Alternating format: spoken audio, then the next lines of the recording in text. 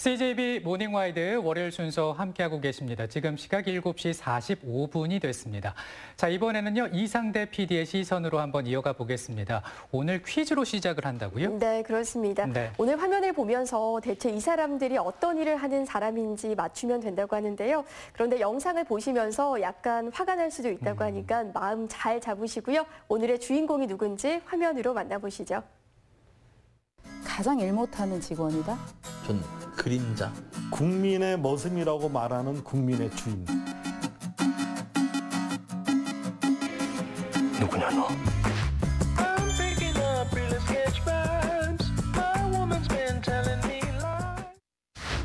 1948년 5월 10일 국사교과서에 등장했던 이 날을 기억하십니까? 바로 우리나라 최초의 국회의원 선거가 치러진 날입니다. 좌우 이념 대립이 심각했던 상황에서도 95.5%라는 높은 투표율을 보인 재헌 국회의원 선거. 이후 헌법을 공포하고 첫 대통령을 선출하며 광복 후 어지러운 나라의 토대를 가져갔습니다.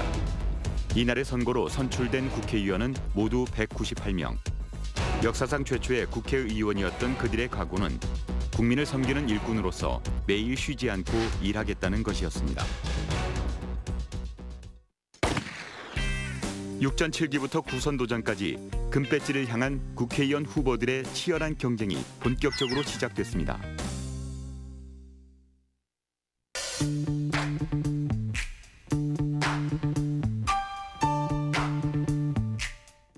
사실 저도 궁금해요. 글쎄요, 왜 그렇게 국회의원이 되려고 할까라는 답은 아마 많은 국민들이 똑같이 생각할 것 같아요. 그 자리에 올라갔을 때 많은 것을 얻을 수 있다고 생각하기 때문이다. 특권 내지는 특혜, 혜택이 어느 정도의 수준이냐라는 게 궁금하실 것 같아요. 절대적으로 평가를 하면 세계 3위권 정도의 혜택이라고 하더라고요.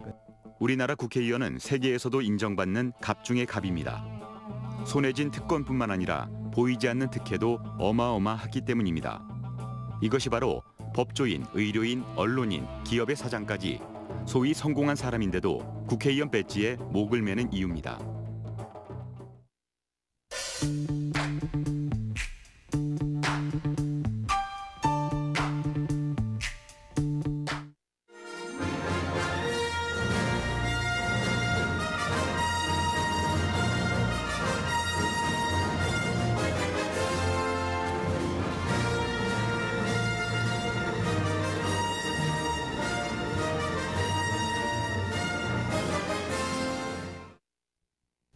법에서 보장한 특권과 관례를 더해 모두 200여 개의 특혜를 누린다고 알려진 국회의원.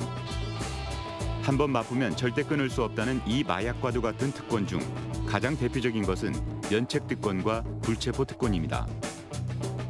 면책특권은 직무상 행한 발언과 표결에 대해 국회 밖에서 책임을 지지 않는 권리를, 불체포 특권은 현행 범인 경우를 제외하고는 국회의 동의를 얻어야 회기 중 체포 또는 구금이 가능한 특권을 말합니다. 불체포 특권이 사실상 더 많이 문제가 되고 있는데, 말씀하신 것처럼 자신들끼리의 리그로 자신들끼리 서로를 지켜주는 방식으로 그걸 사용하고 있고, 회기 중에만 불체포 특권이 있습니다만 사실상 회기가 아닌 상황에서도 강제력을 동원해서 구속되는 경우는 거의 없죠. 네. 20대 국회에서는 5건의 체포 동의안이 표결에 붙여졌지만 단 한 건도 통과되지 않았습니다. 재헌국회 탄생 이래 표결에 붙여진 체포 동의안은 모두 62건, 그중 가결된 것은 13건에 불과합니다. 이렇다 보니 불체포 특권이 범죄 혐의를 받고 있는 국회의원을 편법적으로 보호하는 도구로 악용된다는 목소리가 높습니다. 경찰 수사가 진행 중인 국회의원의 체포를 막기 위해 소속당이 일부러 임시국회를 여는 소위 방탄국회가 그 일례가 됩니다. 실은 면책특권이나 불체포특권은 왜 만들어졌냐 그러면 독재, 권위주의 정권 하에서 국회의원들을 보호하기 위해서, 실은 야당 의원을 보호하기 위해 만들었겠죠. 근데 지금 21세기에 지금 우리가 독재 국가도 아니고 전체주의 국가도 아닌데 이런 것들이 왜 필요하냐. 그래서 사실은 형사상 책임을 져야 될 사람들이 국회에서 체포 안 당하고 버틴단 말입니다. 이런 것들 요건을 강화하거나 실은 시대에 맞지 않는 그러한 특권이거든요. 해외 사례를 보면 미국은 적용 기준이 높고 일본은 체포 동의안 가결률이 높습니다. 또 유럽 대부분의 나라들은 불체포 특권 자체가 없습니다. 국회의원의 직무활동과 품위 유지를 위해 지급하는 보수, 세비도 따져봐야 할 문제입니다. 보좌진을 최대 9명까지 둘 수 있는 국회의원 1명을 4년간 유지하기 위해 소용되는 세비가 무려 35억 원가량.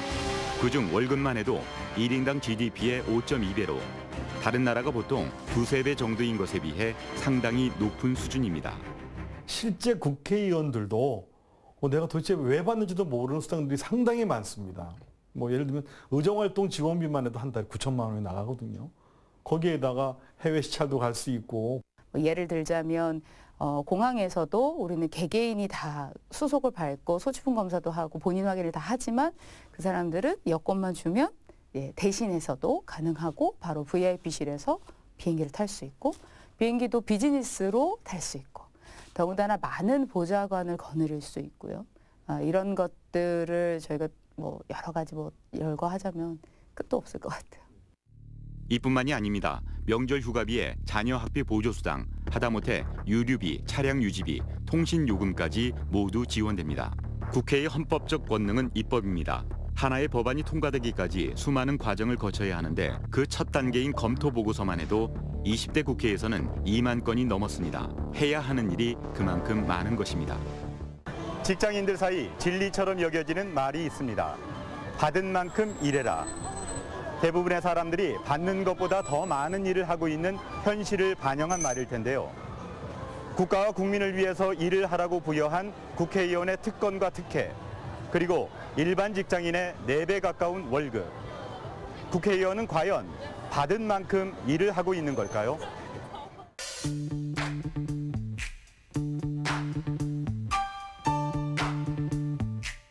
우리 같이 영세민들은 하루에 1, 2만 원 벌기도 힘든데 걔들은 그냥 하는 일 없이 그렇게 많은 돈을 가지고 간다면 어떡한다는 게요? 국가와 국민을 위해 일하시는 분으로 알고 있는데 솔직히 실상으로 무슨 일 하시는지 잘 모르겠어요. 그래서 너무 지금 하시는 거에 비해 받는 게 과분한 것 같아요. 20대 국회를 가리켜 식물국회라는 평가가 지배적입니다. 법안 발의는 무려 2만 4천여 건으로 16대 1,900여 건보다 12배로 증가했지만 처리율은 33.6%로 매우 낮기 때문입니다. 묻지마식 법안 발의가 문제인데 똑같은 내용을 복사하는 이른바 복붙법, 단어 하나만 고치는 알법으로 법안 발의가 터무니없이 늘어 보고서를 검토하는데 평균 10분 이하의 시간이 걸린다는 조사도 있습니다. 출석률은 어떨까요? 90.8%의 의원이 출석은 했지만 재석률은 평균 68%로 300명 중 86명이 회의 중 자리를 뜨는 것으로 나타났습니다. 4년 동안 법안 발의가 200건이 넘는 개미 의원이 있는가 하면 단 한 건도 발의하지 않은 배짱이 의원도 있습니다. 충북의 경우도 크게 다르지 않습니다. 1인당 평균 법안 처리율은 28.4%로 전체 평균 35%를 밑도는 매우 낮은 수준입니다. 제가 뵌 분들 중에 어떤 분들은 뭐 장관도 해보고 도지사도 해보고 교수도 해보고 심지어 국무총리를 하신 분도 계시더라고요. 근데 제가 이렇게 물어봅니다. 했던 직업 중에 어떤 직업이 제일 좋았습니까? 물어보면 이구동성 국회의원이라고 얘기를 합니다. 그럼 왜 그럴까요? 이렇게 뭐 장관 예우를 받고 권한이 많고 특혜가 많은 것 이것도 있겠지만 4년 동안 아무 일도 안 해도 심지어 출석을 하지 않아도 4년 임기를 지키는데 아무런 문제가 없습니다.